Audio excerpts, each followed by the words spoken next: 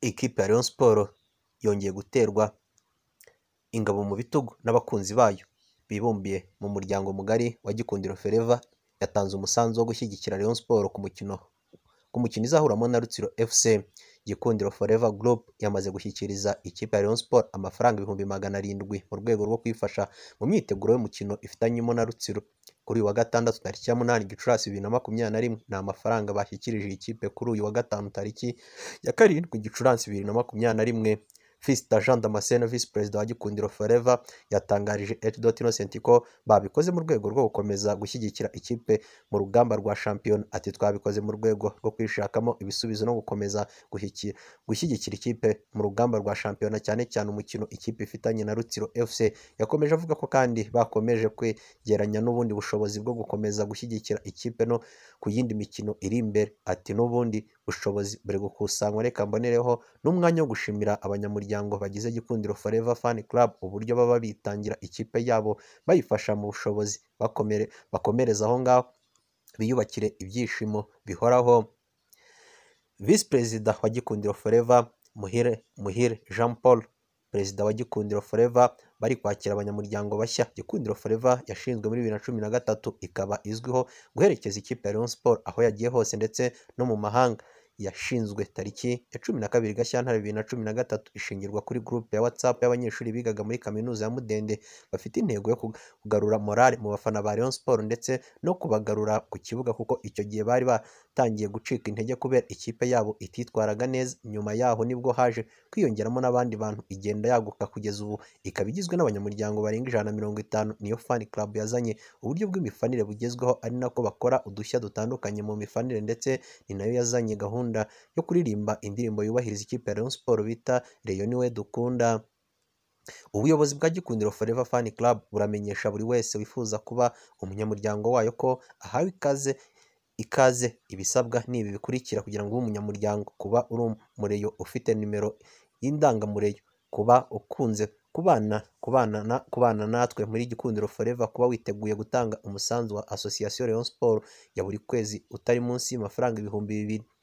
Amafaranga yoherezwa kuri kode ya Rayon Sports. Ibindi bisobanuro mwakenera mwagenda muhamagara Jean Paul. Muhawe ikaze, dukomeze twiyubakire kuri Rayon Sports yacu. Kuri ubu bari kwakira abanyamuryango bashya kuko byemezwa na Fiston Jean Damascene. Fiston avuga ko uwo ari we wese wifuza kuba umunyamuryango wa Gikundiro Forever Fan Club ahawe ikaze, gusa ngo agomba kuba ari umufana wa Rayon Sports ufite nimero y'indangamureyo, wiyandikishije kuri *702 urwego, kuba yifuza kuba muri Gikundiro Forever no kuba yiteguye gutanga umusanzu w'amafaranga 2,000 cyangwa kuzamura ushyikirizwa Rayon Sports Association. Ati ni uburyo bwo guhuriza hamwe abafana n'abakunzi ba Rayon Sports mu rwego rwo gukomeza gutera inkunga umuryango wa Association Rayon Sports nk'uko amategeko abisaba, kuko amategeko ya Rayon Sports asaba ko umunyamuryango wese aho ava akagera agomba kubarizwa muri Fan Club. Kandi turishimira abanyamuryango bashya dukomeje kwakira. Mu banyamuryango bashya baheruka kwakirwa harimo umuraperi Khalifa n'abandi banyuranye.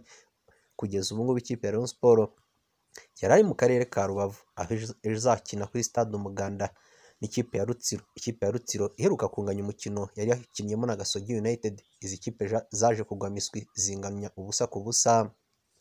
Mu kunganya uyu mukino kandi byatumye ikipe ya Rayon Sports yari yamaze gutsindwa na Kiyovu Sport ibitego 3-2, bisa nkaho iri tsinda ryongeye gukomera.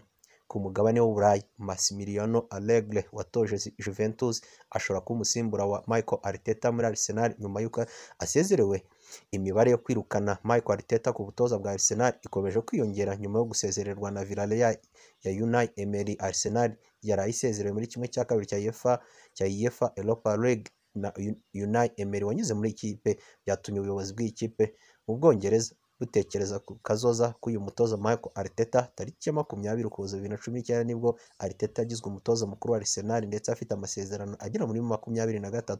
Arsenal yimitse uyu mugabo ifite gahunda yo kubaka ikipe igendeye mu nzira ndetse n'imico y'ikipe. Kugeza ubu Massimiliano Allegri nta kazi afite. Arsenal yatandukanye na Unai Emery wari warayigejeje ku mukino wa nyuma wa Europa League, ariko Arteta ntabwo abashije no kugezayo iyi kipe akomwe mu nkokora na Unai Emery. Umuyobozi wa Arsenal ntabwo bwanyuzwe n'umusaruro wahoze ari kapiteni wayo kuko ubu iyi kipe yambara umweru n'umutuku irambaraye ku mwanya wa 9 ku rutonde rwa shampiyona. Arsenal irangirije ku mwanya wa 9, byaba bibaye ubwa mbere iyi kipe ibuze itike yo kwitabira Champions League ndetse na Europa League icyarimwe. Umusimbura wa Arteta afite ibigwi bikomeye cyane mu Butaliyani. Ibinyamakuru bitandukanye bikomeje kwemeza ko uwahoze ari umutoza wa Juventus Massimiliano Allegri ubu ari we witezwe kuba yaba umusimbura wa Arteta naramuka atewe ipine. Massimiliano Allegri ni Umutaliyani w'imyaka 53, akaba yarubatse izina mu mwuga w'ubutoza mu gihugu cye cy'amavuko, aho yatoje ikipe ya AS Milan kuva muri 2010 kugeza 2014 ndetse ahava ajya mu ikipe ya Juventus nayo yavuyemo muri 2019. Massimiliano Allegri ni uhabwa amahirwe. Uwahoze ari umunyezamu wa Uganda Cranes yahawe imodoka na Perezida Yoweri Kaguta Museveni tariki ya 12 Mata 2021 nibwo inkota cy'umunyezamu w'ikipe y'igihugu y'umupira w'amaguru muri Uganda yasezeye burundu ku ikipe y'igihugu. Umukuru w'igihugu cya Uganda akaba yituye uyu mugabo wakoreye byinshi iyi kipe. Uwahoze ari umunyezamu wa Uganda Cranes Dennis Masinde Onyango uherutse gusezera mu ikipe y'igihugu yashimiwe na Perezida Yoweri Kaguta Museveni. Mu gihe cyose yamaze akinira imisambi ya Uganda Cranes ahabwa imodoka nshya ya VWT. Uyu munyezamu ufite imyaka 36 mu butumwa yashyize hanze mu kwezi gushize yavuze ko aremerewe no gusezera ku ikipe y'igihugu akunda cyane, gusa avuga ko ari icyemezo yafatiye umwanya. Ati birakomeye gutangaza ibi ko nasezeye mu ikipe y'igihugu nyuma yo kubitekerezaho cyane. Nanjye n'umuryango wanjye n'abayobozi banjye abamanege twemeje ko ari byiza ko manika uturindantoki gloves ku bikorwa nakoreye imisambi ya Uganda Cranes nkunda cyane. Ndashimira buri munya-Uganda kuri kimwe mu myaka ishize. Onyango yasezeye mu ikipe y'igihugu nyuma y'imyaka 16 ayikinira, bisobanuye ko yayinjiyemo afite imyaka 20 muri 2005. Umukuru w'igihugu cya Uganda mu butumwa yanyujije ku mbuga nkoranyambaga yagize ati umuhungu wanjye Masinde Onyango, njye ubwanjye ndetse n'igihugu cyose ndagushimira kubera ishema mwahaye igihugu binyuze mu bikorwa byiza mwakoraga mu kibuga no hanze yacyo, mu gihugu ndetse no hanze yacyo. Tukwifurije amahirwe masa mu buzima winjiyemo. Umukuru w'igihugu cya Uganda yahaye imodoka nshya yo mu bwoko bwa VWT mu muhango habereye mu biro by'umukuru w'igihugu, byitabirwa n'abarimo Minisitiri wa Siporo muri Uganda Dennis Oboa. Dennis Onyango azakomeza gukinira Mamelodi Sundowns yo muri Afurika y'Epfo. Mu bihe byashize hagiye haboneka icyuho mu ikipe y'igihugu nyuma yo gusezera kwa bamwe mu banyabigwi muri Uganda, dore ko uwitwa Hassan Waswa na Michael Azira bari bateje impaka zikomeye muri komite y'inteko ishinga amategeko mu gihe abanyamuryango basabye ibisubizo. Minisitiri wa Siporo muri Uganda Dennis Oboa, Minisitiri wa Siporo nyuma y'isezera rya Dennis Onyango yavuze ko buri muntu agira igihe cyo kwinjira muri serivisi, igihe cyo gutanga iyo serivisi n'igihe cyo gusoza. Ibyo byose ni ukuri ku buzima, ariko turashimira ku bw'umurimo na serivisi yakoreye igihugu. Nta cyuho kizaboneka mu izamu ry'ikipe ya Uganda Cranes, dore ko bamaze kuzamura impano nyinshi z'abakinnyi bakina mu izamu. Uyu mugabo ni umwe banyezamu bakomeye mu karere k'iburasirazuba bwa Afurika. Dennis asezeye mu gihe ikipe ya Uganda, igihugu cy'abaturanyi Uganda Cranes, izahura n'u Rwanda mu mikino yo gushaka itike y'igikombe cy'isi mu itsinda rya 5 Group E ririmo Mali, Uganda n'u Rwanda na Kenya. Dennis Masinde Onyango, bimwe mu bikorwa atazibagirwaho ni uko yafashije imisambi ya Uganda Cranes ikipe y'igihugu kugaruka mu gikombe cya Afurika cy'ibihugu muri 2017, atsinzwe ibitego 2 gusa mu mikino 6 ndetse nawe agaragara muri iri rushanwa bwa mbere.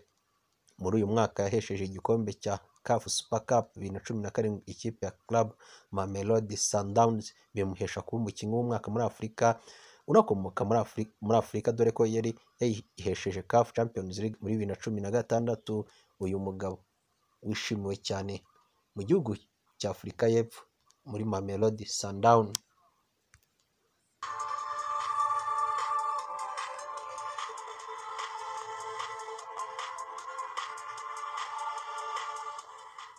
Ikipe ya Rayon Sport yongeye guterwa ingabo mu bitugu n'abakunzi bayo bibumbiye mu muryango mugari wa Gikundiro Forever.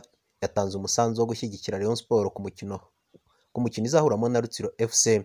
Gikundiro Forever Group yamaze gushyikiriza ikipe ya Rayon Sport amafaranga 700,000 mu rwego rwo kwifasha mu myiteguro y'umukino ifitanyemo na Rutsiro kuri uyu wa gatandatu tariki ya 8 Gicurasi 2021. Ni amafaranga bashyikirije ikipe kuri uyu wa gatanu tariki ya 7 Gicurasi 2021.